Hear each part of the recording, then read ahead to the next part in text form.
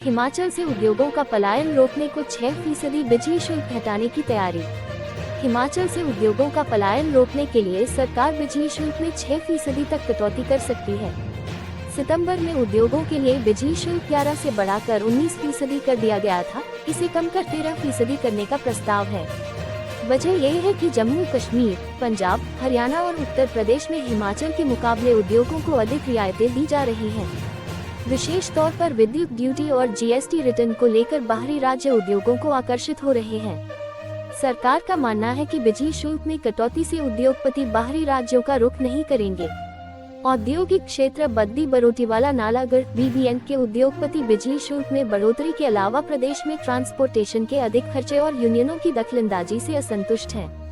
हिमाचल में उद्योगों को कच्चा माल बाहरी राज्यों से मंगवाना पड़ता है और तैयार माल की खपत भी बाहरी राज्यों में ही है। बाहरी राज्यों को तैयार माल भेजने का माल भाड़ा 30 से 50% तक अधिक है।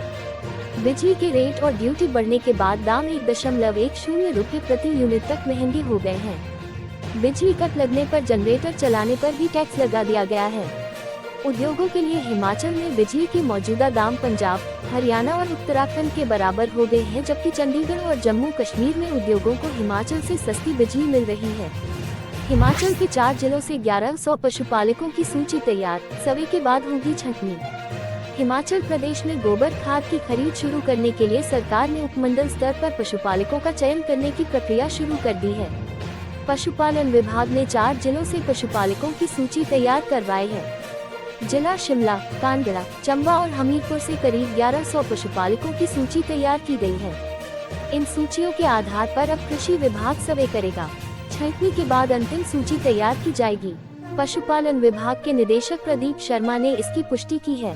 सरकार पशुपालकों से 2 रुपये किलो की दर से गोबर खाद की खरीद करेगी। पंचायत और ग्राम स्तर पर 2020 पशुपालक चयनित किए जाएंगे। गोबर खाद खरीद योजना को लागू करने के लिए कृषि और पशुपालन विभाग के अधिकारियों को जिम्मा सौंपा गया है। योजना के तहत खंड स्तर पर क्लस्टर स्थापित किए जाएंगे। क्लस्टर में सम्मिलित किसानों को कृषि के साथ साथ मुर्गी पालन व मौन पालन जैसे क्षेत्रों को अपनाने के लिए प्रेरित किया जाएगा। किसानों को प्रदेश सरकार की अनुदान योजनाओं का लाभ भी दिया जाएगा। किसानों से खरीदी गई गोबर खाद का भंडारण कर बागवानी, कृषि क्षेत्र और नर्सरी को उपलब्ध करवाई जाएगी। ओटीए भर्ती के आवेदनों की छंटनी के बाद कंपनी को ब्यौरा सौंपेगा आयोग। ऑपरेशन थिएटर असिस्टेंट ओटीए की भर्ती का ब्यौरा राज्य चयन आयोग एक्सेल कंपनी को सौंपेगा। दिसंबर में कैबिनेट बैठक में आयोग के माध्यम से इस भर्ती प्रक्रिया को पायलट आधार पर करने का निर्णय लिया गया था। 3 माह में इस भर्ती प्रक्रिया को पूरा करने का निर्णय लिया गया है।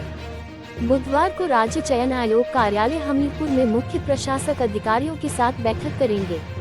इसमें तमाम पहलुओं पर चर्चा होगी। साथ ही अन्य भर्ती परीक्षाओं के परिणामों को लेकर भी चर्चा हो सकती है। इस सिलसिले में पिछले दिनों आयोग कार्यालय में मुख्य प्रशासक आर.के. परूथी की अगुवाई में बैठक हुई थी। इसमें इस भर्ती प्रक्रिया को 3 माह में पूरा करने के लक्ष्य को पूरा करने के लिए जरूरी संसाधन जुटाने पर चर्चा हुई थी। ओटीए के 162 पदों के लिए प्राप्त 1800 से अधिक आवेदनों की जांच की जा रही है। छंटनी के बाद तमाम ब्यौरा कंपनी को दिया जाएगा, ताकि कंपनी इस भर्ती प्रक्रिया को तय समय में पूरा कर सके। कंपनी की तरफ से ये दावा किया गया है कि भर्ती प्रक्रिया को 2 माह में पूरा किया जाएगा। 3000 से कम आवेदन होने के चलते कंपनी को अदा किए जाने वाले शुल्क को लेकर सरकार स्तर पर निर्णय लिया जाना बाकी है। शिमला शहर में सड़कों के चौड़ीकरण और ओवरहेड केबलों को बदलने के लिए 100 करोड़ मंजूर। मुख्यमंत्री सुखविंदर सिंह सुक्खू ने बुधवार को पर्यटकों की संख्या बढ़ाने और स्थानीय लोगों की सुविधा के लिए शिमला शहर में बुनियादी ढांचे को बढ़ाने और मजबूत करने के लिए 100 करोड़ रुपए की राशि मंजूर की है। उन्होंने कहा कि शिमला में भूमिगत बिजली तारों पर 55 करोड़ रुपए खर्च किए जाएंगे, जिससे उच्च गति की सुविधा सुनिश्चित होगी। उन्होंने कहा कि इससे शहर में भारी बर्फबारी और प्रतिकूल मौसम के दौरान भी उपभोक्ताओं को निर्बाध और 24 घंटे बिजली आपूर्ति उपलब्ध होगी। उन्होंने कहा कि यह कदम शिमला शहर के पुराने गौरव को बहाल करने के अलावा पर्यटकों के लिए शहर की सौंदर्य अपील को भी बढ़ाएगा। मुख्यमंत्री ने कहा कि राज्य सरकार शिमला में सर्कुलर रोड के सुधार एवं चौड़ीकरण के लिए 45 करोड़ रुपए खर्च करेगी। उन्होंने कहा कि सड़क की भीड़ भाड़ कम करने से स्थानीय जनता और पर्यटकों को सुविधा मिलेगी और वाहनों की आवाजाही का सुचारू प्रवाह सुनिश्चित होगा। उन्होंने पीडब्ल्यूडी विभाग को यात्रियों की सुविधा के लिए इस सड़क की सभी बाधाओं को दूर करने का निर्देश दिया। वर्तमान राज्य सरकार ने राज्य में अधिक से अधिक पर्यटकों को आकर्षित करने के लिए विभिन्न योजनाएं शुरू की हैं और लगभग 5 करोड़ पर्यटकों का लक्ष्य तय किया गया है और उनकी सुविधा के लिए आवश्यक बुनियादी ढांचा तैयार किया जा रहा है। सोलन शहर में मोबाइल की दुकान में 8 लाख रुपए की चोरी, आरोपी सीसीटीवी में कैद। हिमाचल प्रदेश के सोलन शहर के लक्कड़ बाजार स्थित एक मोबाइल की दुकान में करीब 8 लाख रुपए के मोबाइल चोरी हो गए हैं। चोरों ने बिना ताला तोड़े वारदात को अंजाम दिया। चोरों ने दुकान का शटर तोड़ा और अंदर घुसे और चोरी की। दुकानदार को सुबह पता चला जब वह दुकान पर पहुंचा। दुकानदार ने चोरी की सूचना पुलिस को दी। सूचना के बाद पुलिस मौके पर पहुंच गई है। वहीं शातिर चोरी करते सीसीटीवी में कैद हो गए हैं। सीसीटीवी के आधार पर पुलिस ने छानबीन शुरू कर दी है। फतेहपुर में ड्राफ्ट्समैन 12,000 की रिश्वत लेते रंगे हाथ पकड़ा। हिमाचल प्रदेश के कांगड़ा जिले के फतेहपुर में विजिलेंस ने ड्राफ्ट्समैन को 12,000 रुपए की रिश्वत लेते रंगे हाथ पकड़ा है। राज्य विजिलेंस की टीम ने जाल बिछाकर यह आरोपी को रंगे हाथ गिरफ्तार किया। एसपी विजिलेंस बलबीर सिंह ने इसकी पुष्टि की है। आरोपी तहसील फतेहपुर के तहत मृदा संरक्षण विभाग में है सेवारत है। विजिलेंस के अनुसार आरोपी ने लाभार्थी से सब्सिडी जारी करने की एवज में रिश्वत मांगी थी। शिक्षकों से अपने बच्चों को पढ़ाने की गुर सीखेंगी माताएं। 27 जनवरी को होगी पहली मासिक बैठक। प्री प्राइमरी के अंतर्गत पहली शिक्षक माह कार्यक्रम में माताओं के साथ 27 जनवरी को प्रदेश भर में पहली मासिक बैठक होगी। माताएं अध्यापकों से अपने बच्चों को पढ़ाने की गुर सीखेंगी। बच्चों के सर्वांगीण विकास में माताओं की अहम भूमिका को देखते हुए हिमाचल प्रदेश सरकार ने प्री प्राइमरी कक्षाओं के लिए पहली शिक्षक माह कार्यक्रम की शुरुआत की है। इसका आरंभ संसदीय सचिव शिक्षा आशीष बुटेल ने समग्र शिक्षा के सौजन्य से सुंदरनगर में राज्य स्तरीय कार्यक्रम से किया है। इस कार्यक्रम से संबंधित राज्य स्तर से जारी दिशा निर्देशों के अनुसार प्रत्येक माह के चौथे शनिवार यानी बैक फ्री डे को हर प्राइमरी स्कूल में प्री प्राइमरी बच्चों की माताओं के साथ मासिक बैठक होगी। पहली मासिक बैठक 27 जनवरी को होनी निश्चित हुई है। इस संबंध में समग्र शिक्षा की ओर से सभी स्कूलों को आवश्यक सूचना और शेड्यूल पहले से ही मुहैया करवा दिया गया है। तय शेड्यूल के अनुसार अध्यापक 27 जनवरी को स्कूल में माताओं के साथ बैठक करेंगे। इसमें उन्हें उन सभी शारीरिक, बौद्धिक, संवेगात्मक और भाषा संबंधी गतिविधियों का अभ्यास करवाया जाएगा, जिनकी सहायता से वे यही गतिविधियां घर पर अपने बच्चों से करवा पाएंगी। समग्र शिक्षा की राज्य परियोजना अधिकारी के अनुसार इसी प्रकार की बैठकें आगामी महीनों में भी प्रत्येक चौथे शनिवार को होती रहेंगी। हिमाचल के मंदिरों की वैभवता, विस्तारीकरण और सौंदर्यीकरण के लिए बनेगी विशेष कार्य योजना। उप मुख्यमंत्री मुकेश अग्निहोत्री ने कहा कि हिमाचल के मंदिरों की वैभवता, विस्तारीकरण एवं सौंदर्यीकरण के लिए विशेष कार्य योजना बनेगी।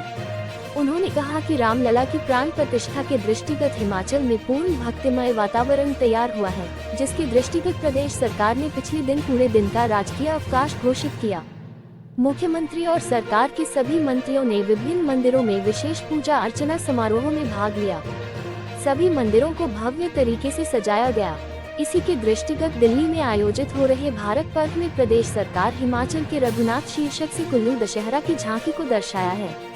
ये झांकी 23 जनवरी से 31 जनवरी 2024 तक भारत पर्व के तहत लाल किले पर दर्शाई जाएगी। कुल्लू के आराध्य देव रघुनाथ का अयोध्या से पौराणिक संबंध है, क्योंकि कुल्लू के रघुनाथ मंदिर में स्थापित रघुनाथ व सीता की मूर्तियां अयोध्या से 17वीं शताब्दी में लाकर यहां स्थापित की गई थी।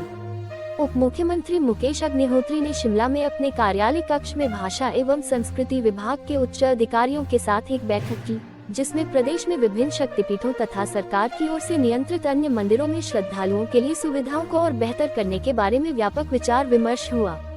इसके अतिरिक्त विभाग के द्वारा संचालित अंतरंग सभागारों तथा संग्रहालयों की गतिविधियों में और तेजी तथा व्यापकता लाने का निर्णय लिया गया, जिससे इनके माध्यम से सांस्कृतिक व पुरातात्विक गतिविधियों और बढ़ाई जा सके।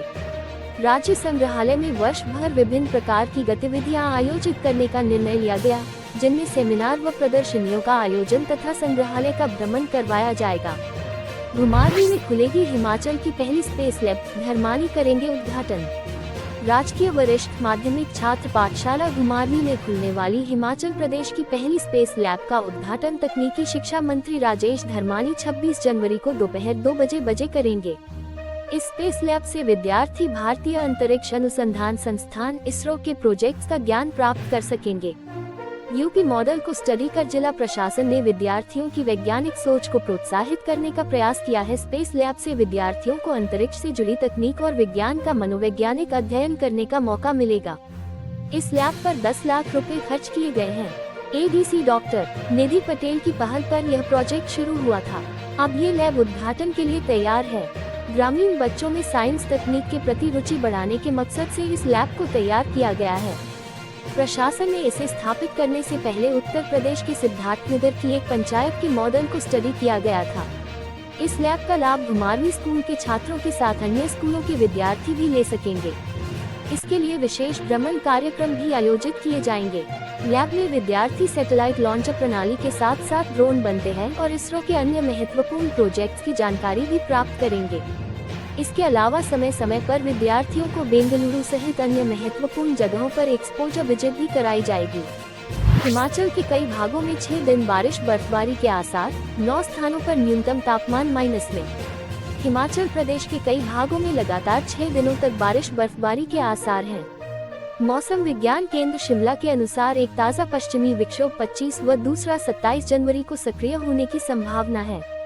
इसके प्रभाव से राज्य के मध्य व उच्च पर्वतीय जिलों किन्नौर, लाहौल स्पीति, शिमला, सोलन, सिरमौर, मंडी, कुल्लू और चंबा के कुछ क्षेत्रों में 25 से 30 जनवरी तक बारिश बर्फबारी का पूर्वानुमान है।